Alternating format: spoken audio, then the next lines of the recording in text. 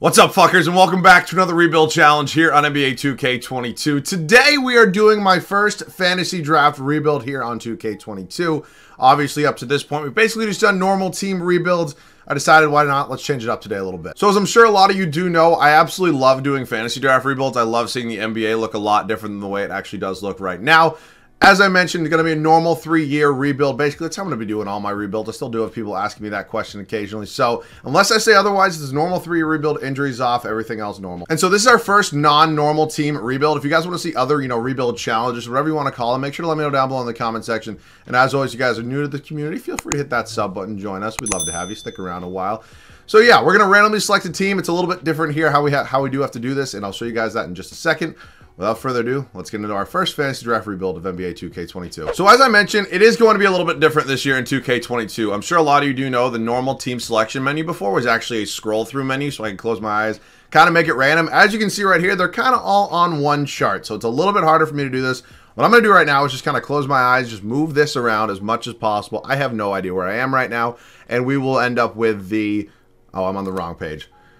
This is going to happen a lot. All right, let's try this one more time. I'm going to randomly scroll through, and we end up with the San Antonio Spurs. Okay, it's just like so hard for me to do this. I'm going to sim the entire draft. I'll see you guys with this team. So this is how the team is currently looking before we do make any trades. The CPU actually drafted us a pretty good squad. It's cool to see DeMar and Kyle Lowry back on the same team, even if it is in San Antonio. They took Zach LaVine, who was presumably our first pick taken. He's going to be an absolute stud for us, going to be here probably throughout the entirety of the video. We have Jusuf Nurkic, who's still a very underrated center, in my opinion. I think he's going to have a great year this year in real life. We have Mason Plumlee, we have Terrence Mann, Frank Kaminsky, Lou Will. So, not a ton of young talent on this team, but we definitely do have the building blocks to kind of move forward. And I think this team, honestly, kind of could be good right off the rip. The unfortunate thing is 2 out of the 3 of our best players, a little bit on this older side right here, and I'm sure a lot of you know this as well, they do start regressing very quickly. So, hypothetically speaking, I don't know if they're even going to be here for a single game. I might try to find a trade before we do start simming this first year. I'll see you guys with our first move. So it is unfortunate. I would love to use DeMar. I'd love to use Kyle Lowry, but they're both just a little bit too old for me, and the progression is even worse this year than it has been in previous years. So DeMar DeRozan, Lou Will, heading over to the Phoenix Suns. We're going to get RJ Barrett. We're also going to get Mike James back. RJ Barrett's 21 years old. He's on a much friendlier team contract. I think it's a very smart move. Our first trade is officially in the books. Next trade here is coming with the Los Angeles Clippers, and I promise you after this video, I know I've been getting D'Angelo Russell a lot. I will stop getting him. I will take a very big break from it, but this trade was just too good to pass up right now. We're getting 10 years younger at our starting point guard spot. I think this is an absolute W. Now we have to figure out, if we kind of look at what this roster is kind of breaking down to be, D'Lo and Mike James honestly probably going to get some minutes. Zach LaVine is probably not going to have a backup. I think the way I want to do this is just hammer out the 9-man rotations right now. They tend to work out for the best for me. At the small forward spot, we got Barrett. We got Terrence Mann. Very excited about that combo right there. The weak spot of this team has got to be the power forward spot. I'm not saying Darius Bazley's a bad player. I just don't know if he's a starting power forward on a championship team for me. That's obviously something we can assess in the offseason. I honestly do think this team's very good right now, though. So what I actually might do, try to include Mason Plumlee in a trade, because Willie Cauley-Stein's serviceable enough to get 10-12 minutes off the bench, I would say.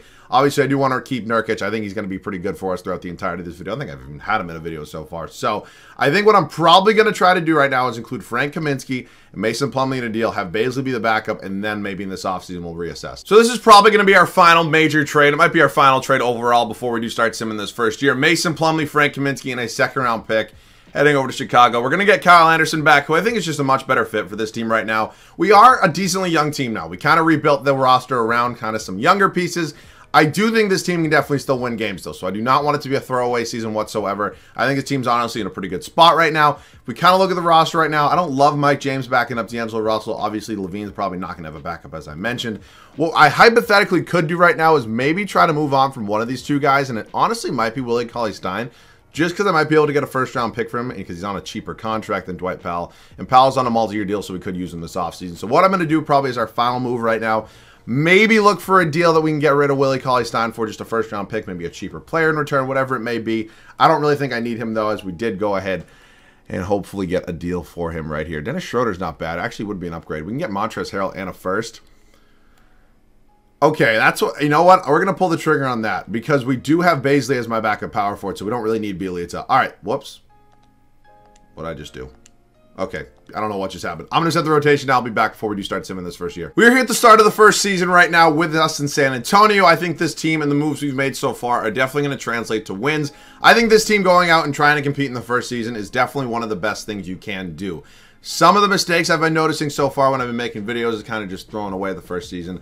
I get it with the really bad teams, but sometimes when I have a decent team and they don't end up doing as well as I want them to in the first year, the video doesn't really end up turning out the way I want it to. So we're going after it here in this first season.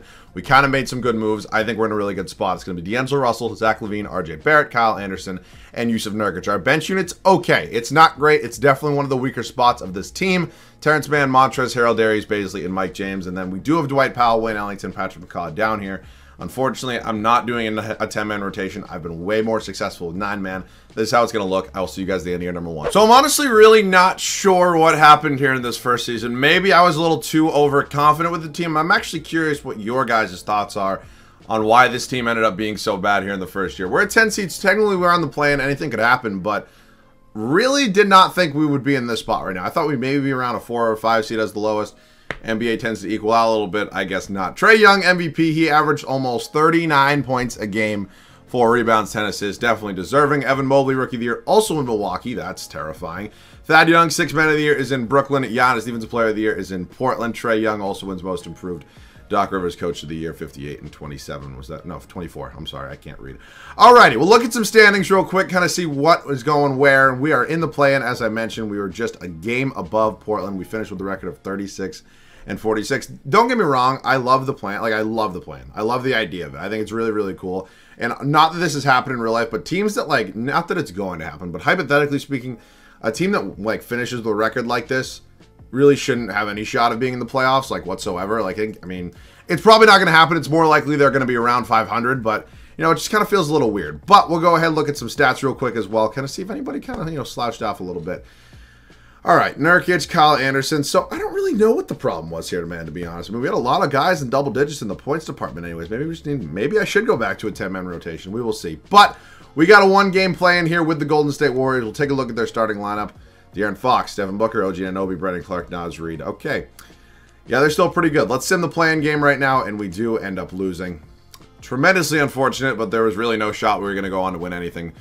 Anyway, so we'll simulate these playoffs real quickly. And the Minnesota Timberwolves and Steph Curry go on to win the finals. Steph Curry finally does get a finals MVP.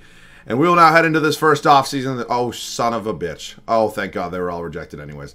We'll head into the draft lottery, see what pick we are projected right now. We are currently projected the 10th overall pick. Definitely looks like we could use it right now. Maybe we'll get lucky. No, we do not. We stick at pick 10 right there. That is fine. Whoops, did not mean to do that. We'll head up to staff signing. I'm going to do some coaching stuff, and I'll see you guys at the draft. So my goal right now is to move up in the draft a little bit. The unfortunate thing is teams 2 through 4 do not have enough cap space, and I don't have any other assets really between Dwight Powell and Patrick McCaw. So we have to try number 5 here with Phoenix. I would definitely be willing to do this deal. They are not willing to do it. How about if I give you my 2nd round pick this year as well? I'll also toss you a couple more seconds, and they do agree to that. So I have somebody in mind that I am targeting right now. It's not Chet Holmgren. It actually is Paolo Banchero. I think he'd be a really good fit to this team. I would say out of everybody in our starting lineup, the power forward spot was probably the weakest, and that's nothing against Kyle Anderson. It was just kind of the reality of the situation. So what we do have to deal with right now is we either have to try to move up a couple more picks, or we do have to kind of risk it right now and see what ends up happening. What I think I'm going to do is I think I'm going to sim it pick by pick, and then I'll see you guys with our next move. All right, so OKC kind of just screwed me. They took Paolo Banchero 2nd overall, so that unfortunately was probably not going to happen. I'll see if Houston doesn't take Holmgren right now. What I'm probably going to do is try to get him. That's what I want to check right now. They take AJ Griffin, so now I'm going to try to hop up to 4 with Indiana right now. I think this is definitely possible. I think Chet Holmgren's the best player in this class, if I'm being honest with you. So where's Indiana? Pacers, and let's see. 4th overall pick. Do you have any, like, counter offer? They want an unprotected first in 2 years. Let me Davis Bertans back. I'll pull the trigger on that because I do want to get Chet Holmgren. I think it's an absolutely great fit to this team. I just didn't want to get him because I got him before, and I got him in a video either in my last video or the one before. But Banchero went 2nd overall. If it was the other way around, I'd do this same deal if he fell and Chet Holmgren was taken. But end of the day, we kind of got to take the smart move here. We definitely do have to fill in a weakness. I think it's a good move for this team. He's going to be an 80 overall for us. Probably going to be starting for the remainder of this video. Team player options, Barrett, Mann, and Bazley all coming back. Qualifying, we have none, and now we're into a big free agency because we actually do have a couple of free agents that I definitely do need to get re-signed. Zach LaVine has to be number one. He is not going anywhere. I can promise you that throughout the entirety of this video. I'll give him a player option and no trade clause. Yusuf Nurkic is somebody I'm not 100% sold on, but I definitely can't just let him go. And then what I'm actually probably going to do with Kyle Anderson is maybe work on some sort of sign and trade. So getting all three of these guys back, we do. That's absolutely huge for us right there, especially because I didn't know if they were all going to be coming back. We do lose Montrezl Harrell. We lose Damian Lee. It's not the end of the world. They're both definitely replaceable. But getting those three starters back was absolutely a huge move for us. So we can take a look at this roster right now. See what the bare bones roster is kind of looking like right now. The power forward spot is now absolutely loaded for us when it was once a super weak spot in this team. So what I'm probably going to do right now is find a trade that includes Kyle Anderson. I'll see you guys at that move. I have no idea if this is going to be possible to get Shea right here, but taking a look at his stats from last year, almost 26 points a game, 4 boards, 6.5 assists.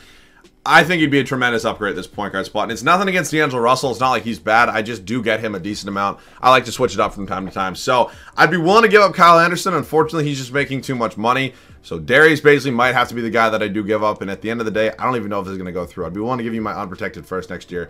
They do agree to that. So we've added an upgrade at the point guard spot with Shai Gilgeous-Alexander. I think it's definitely going to be a move that helps us in the long term. What I'm going to do right now is I am going to probably go ahead and run Davis Bertans off the bench because I think Anderson's probably going to have a little bit more trade value. So whether it's a center, a shooter, or a point guard, it really doesn't matter which one I do get. But I just don't really need Kyle Anderson anymore. So Anderson, point guard, backup center, whatever it may be. Let's see some options right now. Fournier is not either of those. Steven Adams, oh, brother, it's just really not exactly what I was looking for. Reggie Jackson, low-key, 32 years old. We definitely do get a little bit older, but that's definitely a solid guy off the bench for us. That's a good first trade right there. So now what we're going to do is we're going to sign a backup center, and I think this team's honestly kind of all set. We're just going to bring back Montrezl Harrell. Not a bad option whatsoever. We do almost have a $5 million trade exception from Kyle Anderson.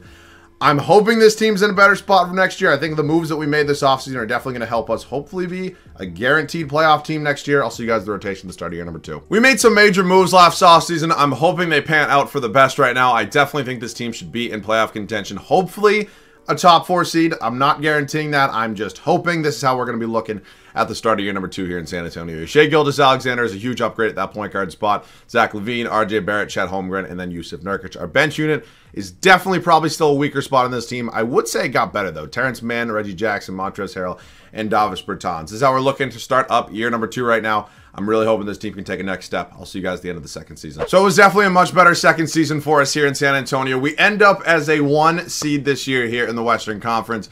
I don't really know what the problem was last year. I think this is much more realistic of what this team should actually be. LaMelo Ball gets his first career MVP award. He is in Orlando. Chet Holmgren, Rookie of the Year for us. 16 points, 9 boards, 4 assists. Again, I know I do get him a decent amount. If Paolo Banchero fell, he would have been the guy I took. It's just kind of the way the cards fell today. Cole Anthony, 6th Man of the Year, is in Minnesota. Giannis, Defensive Player of the Year again. I actually don't think I've seen somebody besides Giannis win a Defensive Player of the Year award in these rebuilds so far, but not a huge breaking point for me. Naz Reid, Most Improved. Doc Rivers, Coach of the Year once again at 63-19. So we're a 1 seed here in the West. That is what's important to me right now. Our record was 60-22. Definitely a huge upgrade from 36 wins last year. So we are the 2nd best record in the entirety of the NBA. Definitely will take that after an abysmal season last year. Zach LaVine, Shea, RJ Barrett, Chet Holmgren, Yusuf Nurkic, Montrezl Harrell, Reggie Jackson, Terrence Mann, Davis Bertans. We got Damian Lee back there as well, who I believe I renounced the rights on, but I guess somehow found his way back. All right, let's simulate the play-in real quick. We end up with the Denver Nuggets here in round number 1. Jamal Murray still there, funny enough. Don didn't even show. Oh, wow.